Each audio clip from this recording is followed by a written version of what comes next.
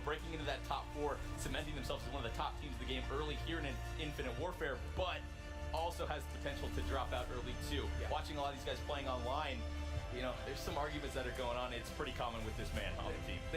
There most certainly are. There's some shots from Champs when they had that incredible performance against Optic Gaming, that 5-game series.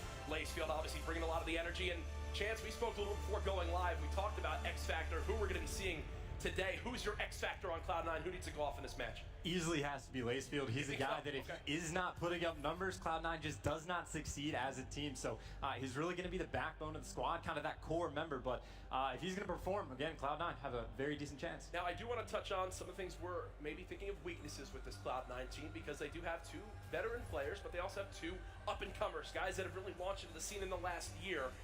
We did a caster roundtable where we talked about Cloud9. We touched on what we thought some of their weaknesses would be. And it's almost a little bit tough to pinpoint certain things. They seem like an all-around great roster. If you had to pick out one thing, though, Teeth, that you need to see them do well this weekend, what would it be? It's just interesting to point out as well. As when you're picking out a game type with this team that they're weak at, it's tough to say, especially with some of the changes that have been going on with hardpoint, things like that. Yeah. I think it's overall a mentality thing with these guys. Okay. If they're on top of their game, Pat Aches needs to be that guy that's more positive on the team rather than just critiquing each other. That seems to be their downfall. And Chance, we've talked a lot about Cloud9, but this TK squad, they also stick together from Champs. They've got a similar setup as well with some veteran players alongside some new talent. Do you think they have what it takes to take the series, or are you leaning more towards Cloud9? I think it could be a very close one. I mean, you look at those head-to-head matchups, you got Lacefield, star player for Cloud9, but Colchan, he's not too shabby either. Up-and-comer back in Black Ops 3, he can put up some serious numbers, and then you go to the ARs. Assault is fantastic, but then you got Goonjar, the lovable man from the Donut Shop squad, so it really could be close either way. And we've already loaded on into the rig draft to kick off today. It's the first time we're seeing it. Scorch Hardpoint looks like it will be map number 1 in this best of 5 series. Remember, guys, all these series in pool play, best of 5s. We're ready to get into game number 1. Maven and Mr. X, take it away. All right, here we go. Las Vegas. How you doing, buddy? I'm pretty good. How about you? I'm hyped. You've had some rough nights at the casino. Oh, whoa. I'm up. The first day we got here. Up temporarily. The first day we got here, I was in bed by midnight. You know, I enjoyed some ZQL, a bottle of water, watched some Netflix, and went to bed at midnight. I was very proud of myself. Pretty good. Responsible. Last night not the same, but the tables went well for me. So far, so good. But I think this is going to be a very good match. It's 2 teams that have stuck together through last year's XP into Infinite Warfare, and I feel like they've gone under the radar, so to speak. I mean, a lot of people don't remember both these teams were in your top 8 at XP last year. Yeah, they really were. And, you know, we talked about the fact that rosters have been sticking together with a couple teams. I mean, what jumps out at you is when you talk about FaZe, Optic, Envy, sometimes you don't think about the fact that Cloud9 and Team Kaliber are 2 of the kind of round out the 5 teams that stuck together in North America. Yeah, and I think, you know, TK, they're a little bit streakier, right? Where, you know, they have moments where they're explosive, and then they go through periods where they just cannot keep up in the slaying department and whatnot. Cloud9 is interesting because they're not explosive, but they're just so consistent on each game mode, right? I mean, there's not a game mode that they're really weak in. That is true. I know you guys, when we did the caster roundtable, talking back to it, you and Jack both were kind of thinking Cloud9 top 4. Talk to me a little bit about that. Yeah, I think Cloud9 definitely comes into this event looking to get top 4. I think they do. You didn't think that so, but I think Cloud9 in a prime position to get top 4. You see Ricky there able to pick up 2, and it's right now Cloud9 dominating this game. It's 48-0. They're absolutely destroying early. You got a 3 streak for Ricky before he drops, but basically everyone around positive or even, and this is where, you know, kind of your money hill. I know things have changed. We've had the hardpoint spawns kind of shifting a little bit over the past couple weeks. How do you think the current spawns favor this Cloud9 team? Well, I think it just slows the pace of the game down, which definitely favors your Ricky and Aces of the world. And I think when you look at some of these new teams who, you know, the last 2 years in hardpoint, it's really just been about flooding the hardpoints, getting in, not really controlling the spawns. It favors you kind of like your old guard, so to speak, of players. Yeah. So I think Cloud9 is actually in a really good spot because they have players who can, you know, adapt with Lacefield and Assault, and they also have some players who, you know, they've been in the game for a really long time, in Ricky and Aches, and Ricky and Aches are also very good teachers as well, so they can get these guys up to speed. Well, that's what we kind of talked about, the fact that they kind of, regardless of how the spawns work out, if it's slow or fast, you feel like they have the team to kind of deal with either, right? Well, we will watch Goonjar out here trying to protect rocks as we are going to be rotating into Hangar. Is Goon able to line up 1 before he drops? You saw 2 players from Cloud9 pushing in through tunnel as we now get set up. And actually, let me turn on our objective status indicator. That'll make things a little bit easier here. There we go. And you can actually just tell like how the hardpoint spawns have changed, because right there, Goonjar's in a prime position, trying to get back towards the hardpoint. he dies. It's going to be Cloud9 on a pinch. Now they get control. But when they were pinching, you just saw the members of TK spawning so far out towards the middle of the map. Yeah, that's how it works. But you have to basically pinch, and then you're able to get 4 out. Is it as punishing as maybe the spawns were, what, a week and a half ago? No, but I think there's a happy medium here. Players are starting to get it figured out for sure. This is where you got to get it done, though. Las Vegas, our first big CWL event of the year, and so far, so good, as Cloud9 and Assault specifically are rolling. You got Assault 9 and 5 on a 4 streak, and you can see here as the pace of the game slows down. I mean, just look at the kills. You know where it was you're dropping 40 plus in that 35 ballpark. Now we've seen it's more 20 to 30, reminiscent of maybe Black Ops 2 days. Yeah, I mean, you look back in time in Hardpoint, like Black Ops 2, like a high kill game was like mid 30s. It's like rarely a 40. And I feel like at the beginning of Infinite Warfare, 40 was like normal. You see Assault just going to land some nice shots there. Currently on a 6 streak. But now you see just the overall kills in the game a little bit lower. Oh my god. Oh my god. He just runs through TK. I mean, they have literally no chance of killing him in the back. 9 in a row. He's fully streaked up. He's looking to double up on the Trinity Rockets. The Young Gun Assault crushing so far. We've got to stick with him here as they're going to begin to rotate back towards the hardpoint. As you can see, no spawns coming in from Rocks. He's been locking on the back. Now he gets the call. They're pushing in from the backside. He gets set up, finds 1, finds 2. The streak continues now up to 11. Can he find his 12th? He's there at drill, trying to wrap around the backside. He's trying to hide. Finally going to fall, but what a stretch. He's 16 and 6, Matt. Yeah, pretty good opening here for Cloud9 and Assault as they have control of the hardpoint yet again. You see Aches inside, going to win 1 gunfight. He's playing quite well as also. I mean, 10 and 7, and you got a lot of good hill time from Aches. So you were, I think, probably just wondering like which Aches shows up at this event. And I feel like he's really confident on this game. I feel like he's kind of found his groove again. He really, really has. And I want to switch back to Assault in a second just to see if he's actually fired off any of these streaks. So he hasn't. Now it's going to be the time. He's going to end up using some of these. You saw him get fully streaked earlier. It's the bombardment to try to clear out mid-map. Everyone runs out. He is able to find one. And he actually pushed that player into tunnel. You think he'd be gun up ready, because that's kind of where he's going to force him to go with the bombardment. Yeah, he's just not ready to fight that gunfight. And it's going to go back towards that bridge hardpoint here, and it's going to be Cloud9 in control of it as you see Lacefield in the kill feed picks up 2. And he'll be running the OSA. Gets a little bit of a nerf recently, but still, I think you'll at least want 1 player with it. I think just for those close quarter engagements, like instead of having like an ERAD or an SMG, you're going to have the OSA.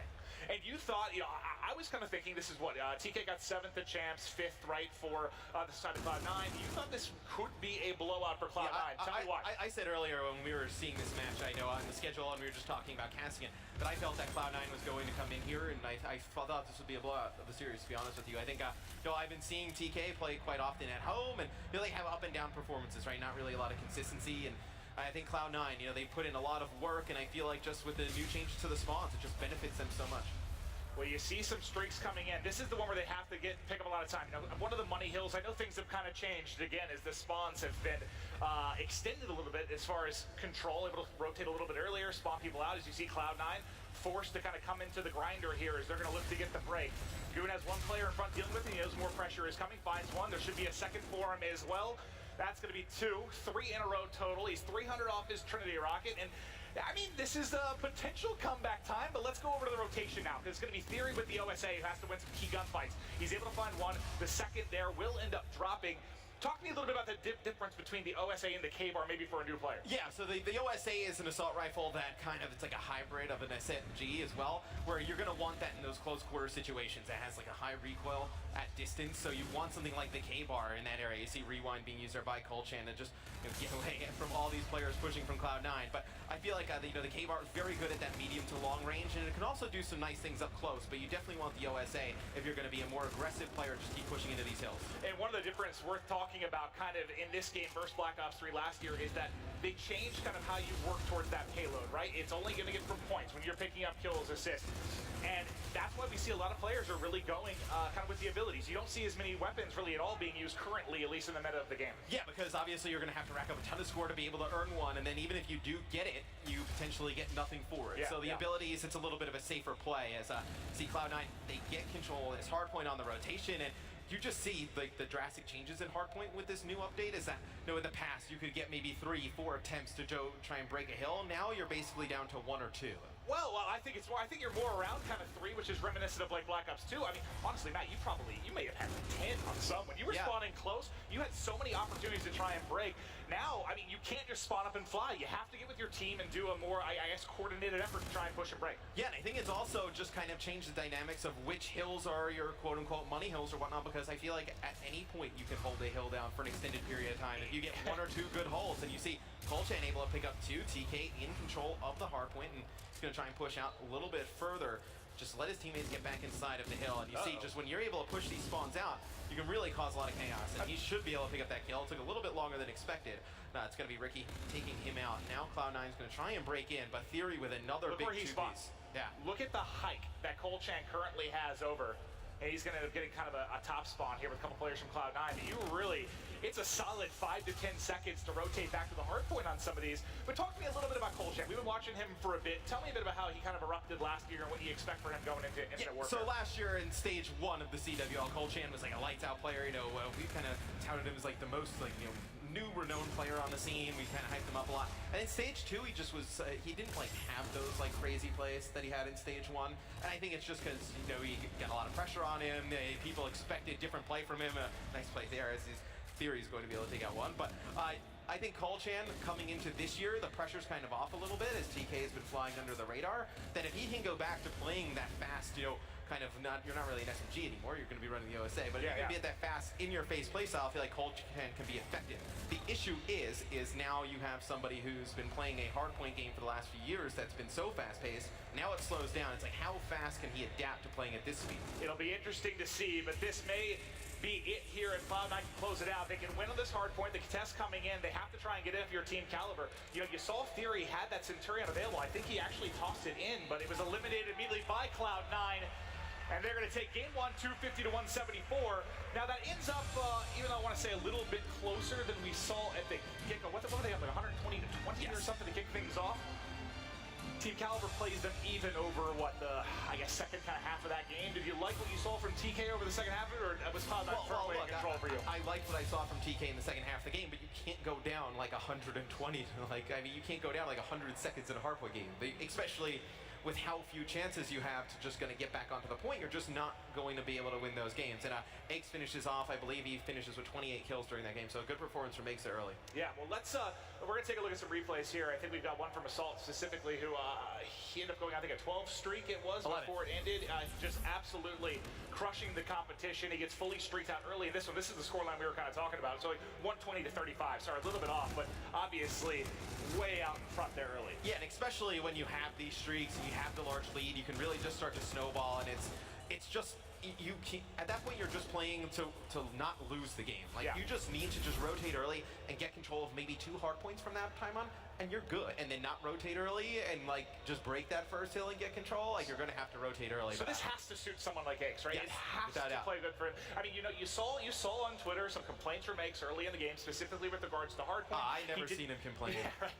He didn't like how it played in some of these faster game modes. So that's probably why you don't see it. But he didn't really like how hardpoint played with the speed of the game picking up in the past couple of years. But you saw as soon as the spawns were adjusted by Infinity Ward, he was praising it almost immediately. He's like, "This is the best hardpoint we may have had in years." I mean, he's going to praise it because now he's like pretty good again. So I feel like he's not going to complain too hard about that. But I know Aches, I think one of the smarter players that we have in Call of Duty, and I feel like when you combine him with guys like Assault and Lacefield, 2 guys who are, you know, younger players like coming up, and they listen.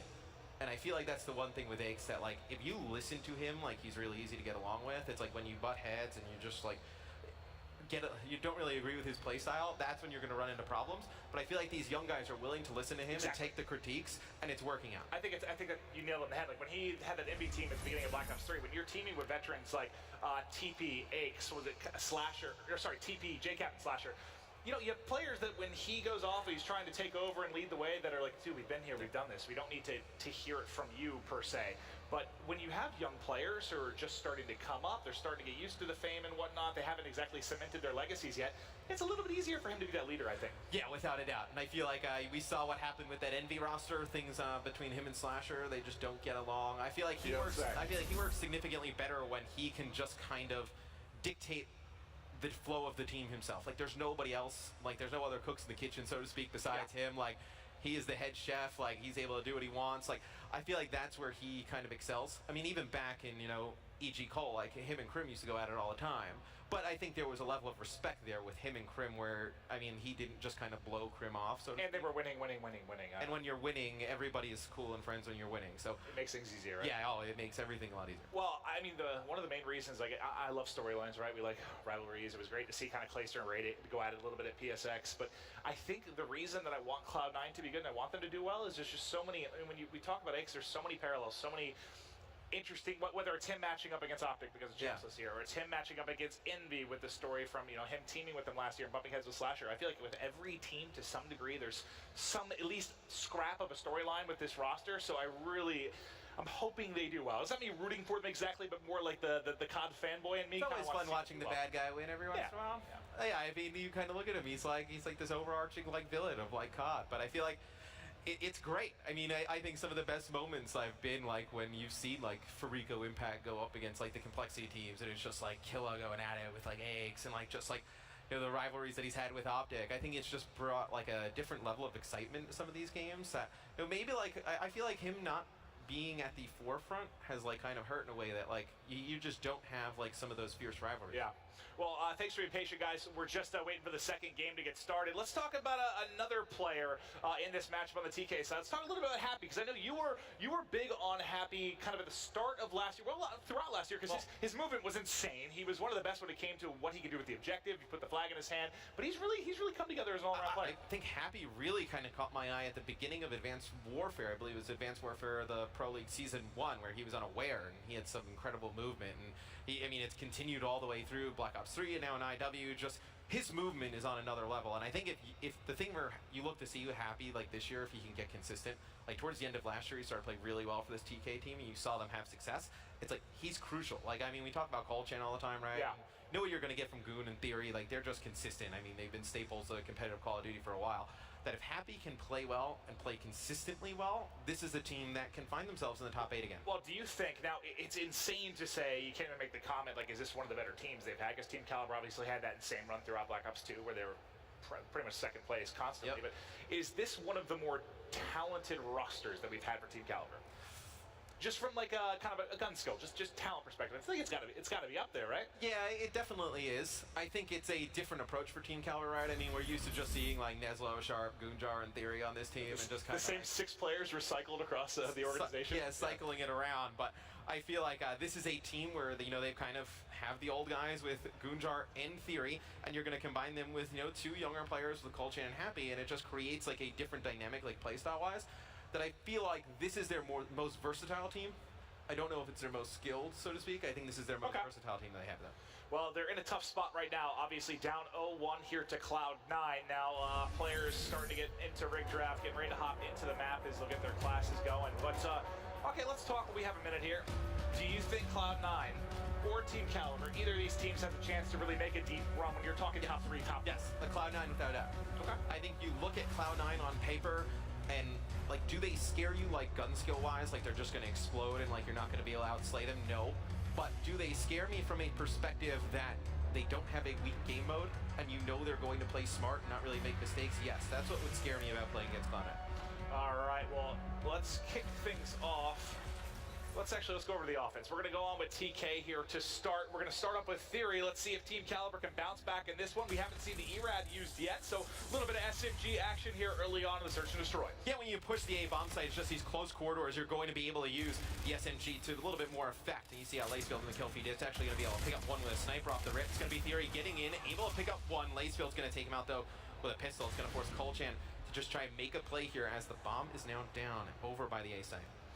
In this map, I mean, we've watched it a lot, obviously, throughout the scrims, throughout the online 2Ks. This can be a real, I want to say, kind of a cerebral matchup between hitting A and B. We've seen teams do either effectively. You've seen 3- and 4-man stacks defensively. Oh, God, he's one of the top of one. I don't think Colchan, oh, okay, he did get spotted. So 1v3 now it's going to be, he'll be tagged in the back. In the first round, we'll be going to Cloud9. Yeah, and it's always dangerous when you push in towards that A site because it's such a tight corridor where there's... The 2 sites are so opposite, right? Yes. Like, one's so open. I mean, I know there's like that inner wall run, but they're very, very different. It's like A is significantly riskier to go towards. I mean, you see kind of how the TK push works. It's like, it's reliant on Theory getting that intro kill. If he gets the intro kill, they're able to trade effectively and get in and get the bomb down. But because he's not able to, the bomb falls inside the A site, and they can't do anything from there. Now, we can go on with Cloud9 here in the second half. Now, it'll be Colchan here going over towards the B side on the defensive end. And this is a crazy spot from defense because there are a couple of bits of cover here with the rock and also the crate kind of behind him where you can just get nerdy spots to make easy gunfights. Here's an example of it. I mean, he had a good chance to pick up 2 kills. So we've already seen what? We've seen the K-Bar, Erad, Volt. Did we see Osa? And then, I don't know if we've seen the M4 yet, but I'm sure we will. Nice shots there from Colchan through the back, able to pick up 2. It's now going to be Lacefield by himself in a 1v4 match. He's got the world to do, not able to pick it up. And we also saw the sniper rifle earlier too, so from Lacefield. So we've seen a lot of different gun usage here. Now, yeah, Theory just going to defuse the bomb here. It'll be TK winning this round. And you look on the side of Cloud9, is Lacefield with 5 kills. I believe everybody else with none this far. All right, Lacefield. And he was that guy in Black Ops 3, man. He could take over. He was the best player at a tournament over the course of a day many times, I feel like. Just thinking back to like Anaheim and Orlando when he'd have those days where he was crushing everyone. We'll see if he can provide some excitement here in Las Vegas. All right, now let's see. For some reason, there we go. It wasn't allowing me to switch players, but let's go on with TK. They're gonna be on offense this time. And like, yeah, you said Lacefield, 5 kills, nobody else able to pick up 1. Yeah, and it's not looking good for Cloud9 here early. If they get some of these other players to get alive, they can probably start rallying some rounds, but it's going to be Happy able to take Ricky out at the beginning. So now it's going to make it a little bit easier, opening up some angles at this A site for TK to get in. And you see, we'll go over it. Assault started to rotate over. He was the man playing defense at the B side. He gets the call out. Now we'll get some action with the NB. He's rotated over and picked up mid, but all the action going to be going on inside by A. So Ake's able to find 1. It's going to be turned into a 3v3. Ake's Ryan able to find a second. Nice shots there, ripping off the head of Colchan. Now a difficult spot. Let's go over the 2v3 here for TK. Now you see Gunjar just trying to play this corner. It's going to be Akes with 3 kills this round.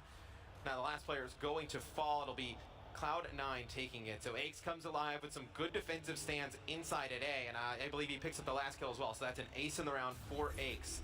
So 4 kills in the round from Patrick Price. And right now, I mean, it's Akes and Lacefield. Well, yeah, so you said carrying the load in S&D. Somebody else has to step it up. Akes goes ahead and picks up 4. So let's get over to his point of view here. Let's go on with Akes because he's got 4 in a row. They're going to be on offense. He's 25 off that Scarab, getting close to rewind as well here early on. We'll take a look at the minimap for the push. You see number 1, that's going to be Colchan in the back. He's going to be playing defense, likely him with the bubble. Oh, I thought he was getting aggressive on the wall run, but it does look like for now he's backed up. Or is he going to hit it? No, he may hit it. And I feel like the B site is such a safer play as you see Lacefield flying in. He's able to get 1. Theory's going to take out Akes, so that's going to even things up at a 3v3. But I just feel like you can just control so much more of the map here from the B site that it forces the defense to just kind of come down these narrow chokes, which is obviously what you want to force. You want to force easy gunfights for yourself. Well, they did get a trophy out. Now peeking the back. They're able to close it out. Theory's there by himself, and he's shut down. It is all Cloud9 here as the rest of the team starts to come together a little bit. Well, it's such a difficult scenario for Theory to fight out of, right? I mean, he needs to watch the hallway to make sure the bomb doesn't go down at B, but there's just so much area for this Cloud9 team to attack on that right-hand side that you're just going to be able to flank him and kill him with ease. Well, they flooded him nicely, and this, both matches here have been all Cloud9. Let's get over to the offense, this time on with Team Kaliber, and it's sort of the Theory show, so we'll look at his POV. He does have the FTL jump. I've yet to see this used that effectively in any scrim that I've watched, by the way. Yeah, I mean, we've watched a ton of Infinite Warfare this far. I have not seen an like FTL a sick play from it? Right, it's almost like the glitch of last year. Right? At the beginning, I was like, glitch is never going to do anything. And then, like, towards the end of the year, we saw some sick plays with it. But right now, I've not seen such great use of FTL jump. See if maybe Theory can use it to better effect. Well, let's take a look at the minimap now. Akes is going to find the first kill on Goon. They're stacked up here around B. It looks like they just want to go ahead and get the bomb down. Now, remember, Theory does have the FTL jump if that does come into play in any capacity. He's going to be using the OSA. You see highlight and X-ray. You have 2 players from Cloud9 in the back. That's Assault and Akes, both stacked up. They tag up Theory, but can't close it down. Now the time's against him. Well, I mean, you just see the position that Cloud9 has to fight out of. It's a lot of what we talked about TK on the defensive end. It's, you don't really have many options. It's like, look, you push that outside, Theory just comes through the cut, and you just get pinched from behind. It's like, and also you have to push that outside. You're fighting some players on some really nice, head glitches. It's going to be very difficult to pick up those kills. And you see Colchan here at the end in your final kill cam. I mean, that's a gunfight. Even if he loses, Theory just comes and finishes that kill from behind. I don't even know why you go towards the A site. I guess you can kind of throw it in there as a curveball, but I feel like there's just so many better options to go towards B on the offensive end. Yeah, and once you get the bomb down, I feel like you have complete and utter control. Unless you have some payloads to work with. We saw a nice play, I think, in the 2K with Krim, where he used the camo, kind of got behind a couple players. You can certainly make some sick plays. I mean, realistically, even without bomb down, I mean, look at the rotation that you have to go from A to B. I mean, you either have to just go all the way up that top side of the map to the bottom, and that's just a really long route, as you see Aches pick up one there with relative ease. Or you just have to fight it from your own spawn, which we talked about how narrow those chokes are. So I feel like the offense can really dictate the overall game by attacking the B site. Well, they've already got a 4v2 advantage. Might be a 4v2 series edge if they can find these two kills in the back. You can see, again on X-Ray, the two players at the back rocket. It's the same position we saw last round, but flipped, right? A man advantage, two players trying to just find a kill. They'll get a couple bullets in, but all you have to do is get behind cover. As long as you play this smart, it's an easy win. But Gunjar, nice shots there to find one. But he's going to find himself in the second 1v3 of this matchup. He's so tagged, not able to gun the player outside there. And that will be the 4-2 edge for Cloud9. I feel like almost the way to break that when bomb goes down is you have to have some players just kind of hold those chokes, over by that small hallway here and then this outskirts, and then just have somebody flank all the way around. The flank, I think, will work, but when you have two players, it's tough, right? If you had three up, maybe you could send somebody mid to try and get in behind, but this is the second time we've seen a team kind of stuck there with 2 men up. So it'll be Cloud9 up 4-2 here against Team Kaliber. Team Kaliber now on offense. They've gone towards A, has not exactly worked, and now it looks like they're going to go back towards A yet again as they give it up now going over towards B. But you just see, if Fury cannot pick up this intro kill, it's going to be very difficult for them to get the bomb down. And Ricky's playing real far back right now. And you have, sorry, that's actually Goon, I believe, number 3 that's playing inside of you. But it's going to get hit here in a second. I think Lacefield's going to come in from behind. Lacefield is able to find the kill. Now it's just Happy. Sorry, buddy, by himself. 1v4. Able to find one. Can he pull it off, though? There's 2. It's just Assault and Aches up now. Surely, don't give him it, but they're able to kind of finally take him out. Almost a miracle play there by Happy. Well, you just see the position that Theory was in, just to kind of like backtrack and talk about why A is so difficult. Like, he's poking in. He sees Aches over on the A side. It's like, well, you can't really challenge that. And like, where are your options? You can go back towards your spawn and then wrap all the way to B, but at that time you've kind of given up what you're already trying to do. Or he can go out towards the mid, which obviously there's going to be somebody watching the mid. It's just 2 gunfights that he puts himself in that are just so difficult to win. Well, here we go. They can close it out on offense. You do have the Scarab really close to reactive. Assault is close to getting his camo, and Aches has got his rewind. So I wouldn't be shocked if they can close it out now. All you have is the FTL jumper Theory on the other side. But I like this defensive setup from Team Kaliber, though. They're going to go a little bit aggressive, and they're going to hit the flank, and they're able to get one. So now Cloud9, as soon as they see this, they should get bomb down right away and play it from the defensive spawn. So they'll actually get the bomb down in turn, and now you'll pretty much have TK attacking from this offensive side, trying to get back. It's going to be Happy and Gunjar picking up one. You saw the FTL jump used there. It's going to be Ace last alive. Retake. He gets gunned with a quickness. Yeah, that FTL jump actually kept him alive, right? Yeah. He's able to dash across at least to get to cover there, and they stay alive in this. I didn't see, so wait, Happy earned, okay, so he got camo. I don't think Aches used anything, so he should still have the rewind. I don't think anything was used from the side of Cloud9. Yeah, we also talked about how effective the flank would be attacking over towards B, and that's what they do, TK. Their defense is not working, just playing standard by those chokes. They go on a fast hit through the middle, come on a flank, catch Cloud9 off. Well, there's been no presence middle really at all for the most part, at least that we've seen. Now let's see. Okay, so what do we have? You have Happy here with camo, Assault almost. Aches has got this rewind. So I'm gonna go with Happy. I want to see if he can make a play here with the camo. But obviously it's do or die here. With only 1 round needed.